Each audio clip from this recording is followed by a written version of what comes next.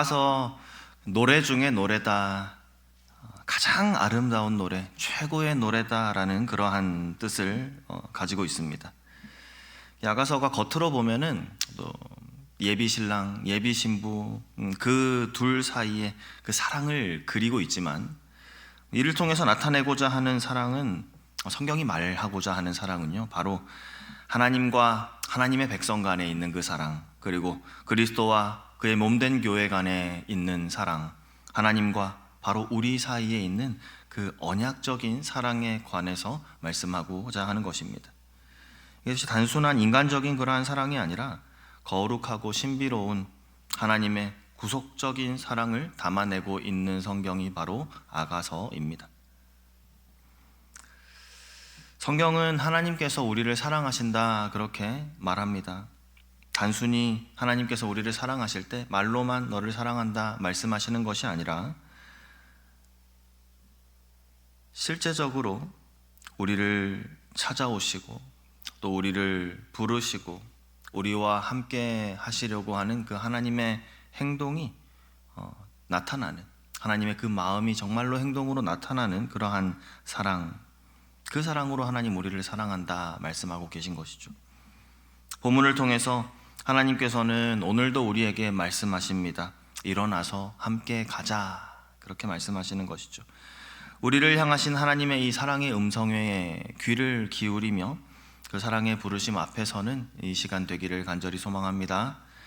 오늘 본문 8절 말씀에 내 사랑하는 자의 목소리로구나, 보라 그가 산에서 달리고 작은 산을 빨리 넘어오는구나, 이렇게 기록되어 있습니다.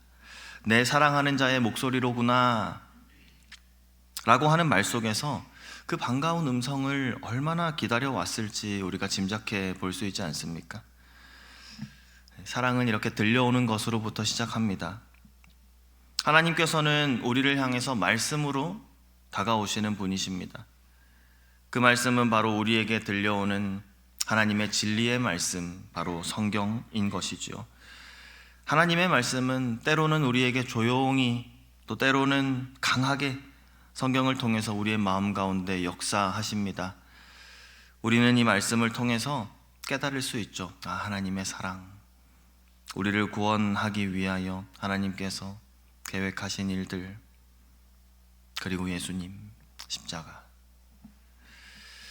말씀이신 하나님께서는 성경을 통해 우리와 인격적으로 만나기를 원하십니다. 하나님은 성경을 통해서 지금도 우리에게 말씀하고 계십니다. 사랑의 시작도, 구원의 시작도 말씀 속에서 가능한 줄 믿습니다.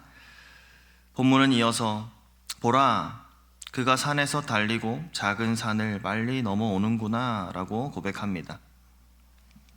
하나님의 사랑은 이처럼 말씀으로 머무르지 않고 실제로 우리를 향해서 다가오십니다. 지난 주간 우리가 고난주간 그리고 부활절을 보내면서 묵상했던 것처럼, 하나님께서는 우리를 구원하시기 위해서 인류의 역사 가운데로 친히 인간의 몸을 입고 그렇게 들어오셨습니다. 사랑하는 자기 백성을 찾아오는 하나님의 은혜인 것입니다. 세상 그 어떤 것이 우리를 향한 하나님의 그 크신 사랑을 막을 수 있겠습니까? 멈출 수 있겠습니까? 우리를 찾아오시는 하나님의 사랑을 막을 수 있는 것은 아무것도 없습니다. 하나님의 사랑은 모든 장애물을 뛰어넘어 우리를 구원하시기 위해 이 땅에 오셨습니다. 요한복음 말씀에 기록된 것처럼 말씀이 육신이 되어 우리 가운데 거하셨습니다. 오늘 본문에 사랑하는 자가 산을 넘어오듯이 하나님의 사랑이 하늘 보좌를 떠나서 마침내 우리에게 도달한 것입니다. 9절 말씀에 내 사랑하는 자는 노루와도 같고 어린 사슴과도 같아서 우리 벽 뒤에 서서 창으로 들여다보며 장살 틈으로 엿보는구나. 우리를 찾아오신 하나님의 사랑, 우리의 마음을 결코 강제적으로 열지 않으십니다. 그분의 사랑은 언제나 우리에게 인격적으로 다가오시고 또 우리가 반응하기를 기다리고 계시는 바로 그 사랑인 것이죠. 계시록 말씀처럼 문 밖에 서서 기다리시며 그곳에 반드시 계신 하나님께서 우리의 마음을 두드리시며 우리를 부르십니다. 은혜로 부르는 하나님의 그 음성에 우리도 믿음으로 응답할 수 있기를 소망합니다.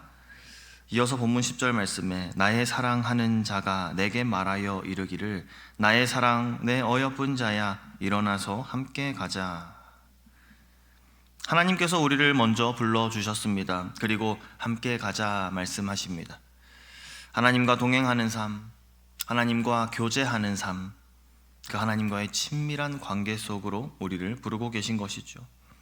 하나님께서 우리를 먼저 사랑하셨습니다. 그리고 그 사랑으로 오늘도 우리를 부르고 계십니다. 나의 사랑, 내 어여쁜 자야, 일어나 함께 가자. 이 부르심은 거절할 수 없는 하나님의 은혜이죠. 하나님께서는 우리가 하나님과 함께 하시기를 기뻐하십니다. 또한 하나님과 동행하는 그 삶이 우리에게 가장 기쁨이 되고 가장 행복의 길이 되기 때문에 하나님께서는 그 길로 오늘도 우리를 부르고 계신 것입니다. 11절 이하 말씀에 겨울도 지나고 비도 그쳤고 지면에는 꽃이 피고 새가 노래할 때가 이르렀는데 비둘기의 소리가 우리 땅에 들리는구나.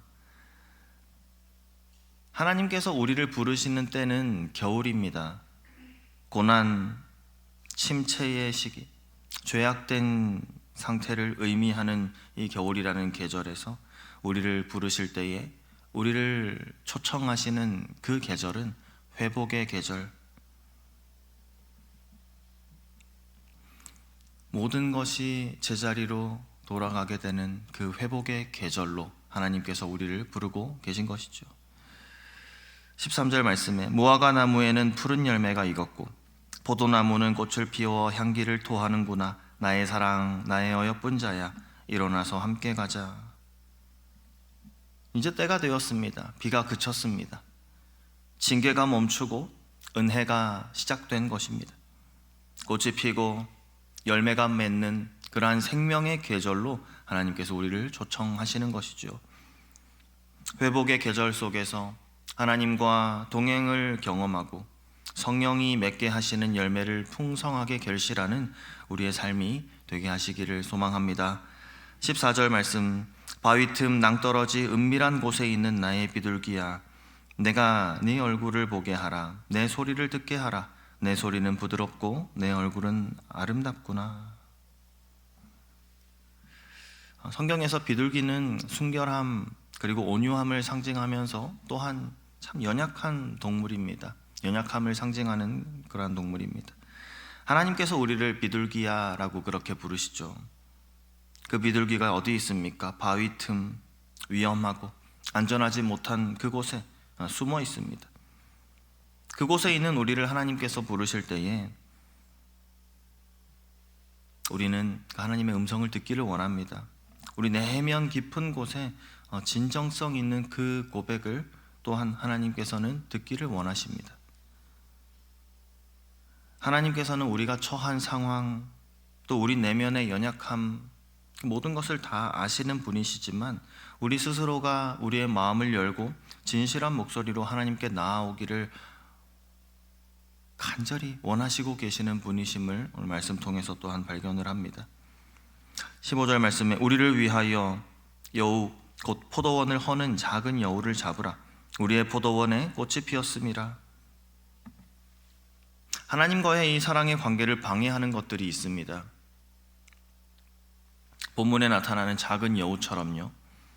겉으로 보기에는 사소하지만 결국에는 신앙생활을 해치는 또 신앙생활을 아주 어렵게 만들어버리는 그러한 죄와 유혹들 말입니다. 작은 죄 그리고 대수롭지 않게 여겼던 그러한 불순종, 영적 관계에 대한 무관심 같은 것들, 우리를 영적인 열매를 맺지 못하도록 그렇게 우리를 망가뜨릴 수 있음을 우리가 주의해야 합니다. 포도원에 꽃이 핀 이때 이제 곧 열매가 맺힐 것입니다. 본격적으로 열매 맺기를 시작할 때입니다. 이때 더욱 경계해야 할 위협들이 있는 것이죠. 거룩한 사랑은 죄와의 단절 없이는 결코 유지될 수 없습니다. 하나님은 거룩함 속에서 친밀하게 우리와 교제하기를 원하시는 분이심을 우리가 기억할 수 있기를 소망합니다. 16절 이하 말씀에 내 사랑하는 자는 내게 속하였고 나는 그에게 속하였도다. 그가 백합화 가운데에서 양떼를 먹이는구나. 내 사랑하는 자야, 날이 저물고 그림자가 사라지기 전에 돌아와서 베데르산의 노루와 어린 사슴 같을지라. 내 사랑하는 자는 나에게 속하였고 나는 그에게 속하였다 말씀하십니다. 하나님과 우리의 관계는 그 언약 속에서 서로가 서로에게 속하였다, 그렇게 말씀하시는 것이죠. 우리 삶은 우리의 소유가 아닙니다. 내가 주인 되는 것이 아닙니다. 우리는 하나님께 속한 자들임을 기억해야 합니다. 우리를 향한 하나님의 그 신실하신 사랑에 또한 우리가 믿음으로 반응하며 믿음으로 응답하며 이 거룩한 관계를 유지할 수 있기를 소망합니다. 하나님은 우리를 향해서 결코 단 한 번도 변하셨던 적이 없습니다.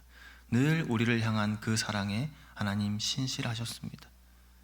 우리를 향한 변함없는 하나님의 그 사랑하심에 우리 또한 신실한 사랑으로 반응할 수 있기를 소망합니다. 연약한 우리입니다. 나 자신을 나조차도 믿을 수 없기 때문에 이 언약의 관계가 혹시나 우리의 부족함으로 인해서, 우리의 연약함으로 인해서 깨어지지는 않을까, 그러한 불안한 마음이 있지만, 그렇기에 이 다음 구절이 참 우리에게 하나님께서 우리에게 주시는 약속의 말씀이 되어서 소망을 가지게 하는 것이죠. 사랑하는 자에게 하나님 말씀하십니다. 돌이키라, 돌아오라. 돌아오라 말씀하시는 하나님께서는 그 말씀 속에 내가 너를 위해서 끝까지 기다리겠다 말씀하십니다. 또한 너희를 반드시 돌아오게 하겠다는 그 약속 또한 포함된 말인 줄 우리가 압니다. 우리가 때로는 응답하지 못하고 하나님과 거리를 둘 때도 있지만 하나님께서는 결코 우리를 포기하지 않으시고 끝까지 기다리겠다, 오늘 말씀을 통해서 약속하시는 것이죠. 이처럼 하나님의 사랑은 변함이 없으십니다. 우리가 오늘 하루를 시작하면서 이 사실 하나만큼 기억하며 하루를 시작할 수 있으면 좋겠습니다. 하나님 신실하십니다. 우리를 향하신 그 사랑 결코 변함이 없으십니다. 그 신실하신 사랑 앞에 우리가 믿음으로 응답하는 변함없는 사랑으로 우리 또한 하나님께 드릴 수 있는 그러한 우리의 하루가 되기를 소망하며, 또한 함께 하시는 하나님, 우리를 늘 사랑하심 실감나게 깨닫게 해주시고 동행하여 주시는 하나님의 은혜가 우리의 삶 가운데에서 오늘 느껴질 수 있게 해주시기를 또한 간절히 소망합니다. 아멘. 함께 기도하겠습니다.